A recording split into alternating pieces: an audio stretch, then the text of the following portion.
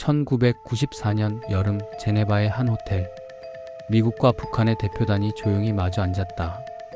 회의실 문은 굳게 닫혔고 기자들도 카메라도 없었다. 그들의 대화는 공식 회담이 아니라 전쟁을 막기 위한 마지막 시도였다.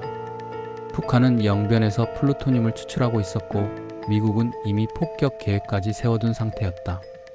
백악관 참모들은 시뮬레이션을 통해 북한의 반격 시나리오를 검토했고 미군의 피해가 수십만 명에 달할 것이라는 보고가 올라왔다. 그때 미국은 결단했다. 폭탄 대신 대화를 택하자. 그 선택은 한 사람으로 이어졌다. 전직 대통령 지미 카터였다. 그는 개인 자격으로 평양을 방문했지만 사실상 워싱턴의 비공식 특사였다. 김일성과의 회담에서 그는 당신들은 미국을 공격할 생각이 있습니까? 라고 물었다. 김일성은 잠시 침묵하더니 웃으며 답했다. 우리는 전쟁을 원하지 않습니다. 우리를 공격하지 않는다면 우리는 핵을 쓸 이유가 없습니다. 이 말은 미국의 입장을 바꿔놓았다. 며칠 뒤 제네바에서 핵 동결 합의가 발표됐다. 미국은 북한에 중유를 제공하고 경수로를 건설하기로 했다. 북한은 핵 프로그램을 중단한다는 조건이었다. 그러나 양측 모두 알고 있었다. 이 합의는 임시 방편일 뿐이라는 것을. 북한은 체제 보장을 원했고 미국은 핵 폐기를 원했다.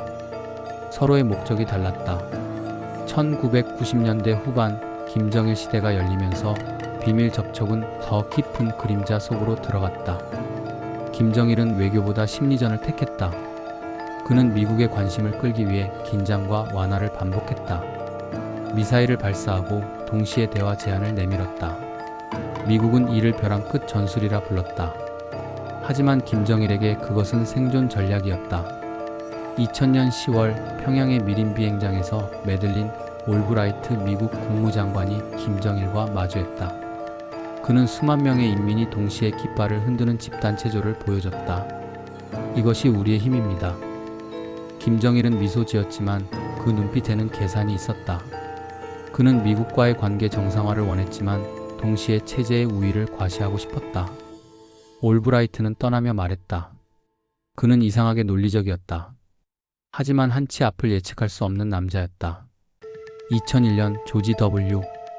부시 행정부가 들어서자 상황은 급변했다. 부시는 북한을 악의 축이라 부르며 대화의 문을 닫았다. 김정일은 분노했다. 그리고 그 분노는 2006년 10월 핵실험으로 돌아왔다. 북한은 세계를 상대로 우리가 살아있음을 선언했다. 미국은 강력한 제재를 단행했고 중국과 러시아도 UN 제재에 동참했다. 그러나 비밀 접촉은 사라지지 않았다. 2007년 베를린의 한 레스토랑에서 미국의 협상가 크리스토퍼 힐과 북한 외무성, 부상 김계관이 비밀리에 만났다. 양쪽은 서로의 한계를 너무 잘 알고 있었다.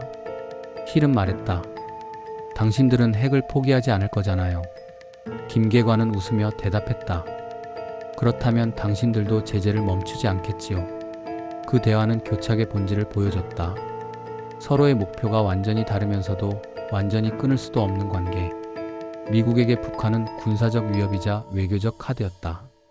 북한이 존재함으로써 미국은 한반도의 군대를 주둔시킬 명분을 가질 수 있었다.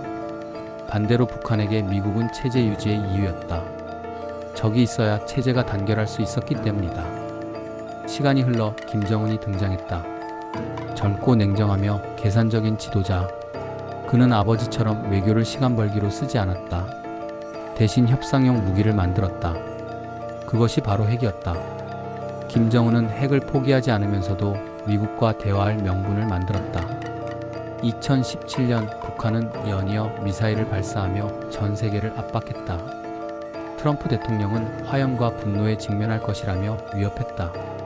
하지만 그 직후 그들은 비밀리에 서로의 의중을 탐색하고 있었다.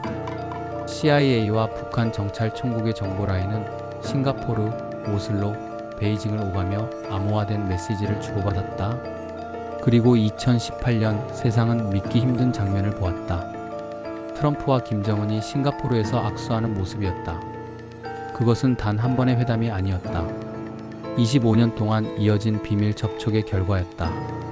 그 만남 뒤에서 폼페이오와 김영철은 수차례 비밀 회담을 이어갔다. 하노이, 판문점, 스톡홀름 등지에서 그들은 서로의 조건을 교환했다. 미국은 완전하고 검증 가능한 비핵화를 요구했고 북한은 단계적 상응 조치를 주장했다. 결국 회담은 결렬됐다. 김정은은 트럼프를 향해 이것은 단 한 번뿐인 기회였소라고 말했고 트럼프는 회담장을 떠났다. 하지만 두 사람은 서로를 완전히 포기하지 않았다. 그 후에도 평양과 워싱턴은 조용히 그러나 꾸준히 메시지를 주고받았다. 미국의 외교관들은 북한을 불가능한 상대이지만 포기할 수 없는 상대라고 부른다. 북한은 체제를 유지하기 위해 미국을 필요로 하고 미국은 동북아의 안정을 위해 북한을 필요로 한다.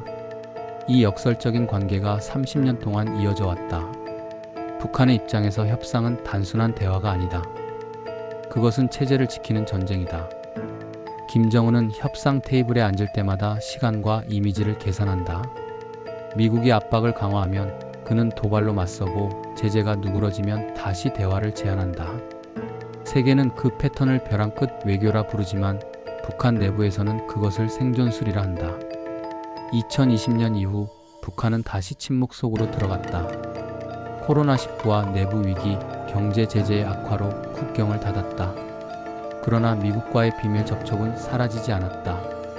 2021년 UN 외교 채널을 통해 미국과 북한은 인도적 지원을 빌미로 조용히 메시지를 교환했다.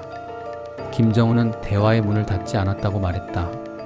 그 말은 여전히 유효하다. 미국과 북한의 관계는 한편이 장기 영화 같다. 전쟁으로 시작했지만 결말은 여전히 쓰여지지 않았다. 매번 위기와 대화가 반복되며 세상은 그들의 다음 장면을 기다린다. 그러나 진짜 이야기는 늘 무대 뒤에서 일어난다. 지금 이 순간에도 세계 어딘가의 조용한 회의실에서 두 나라의 대표는 서로의 눈을 바라보며 앉아있을지도 모른다. 종이 한 장 위에 적힌 단어들은 평화, 안전, 보장 같은 것일지라도 그 속에는 서로에 대한 깊은 불신이 숨어있다. 이것이 미국과 북한의 외교다. 그리고 이 비밀스러운 협상의 역사는 아직 끝나지 않았다.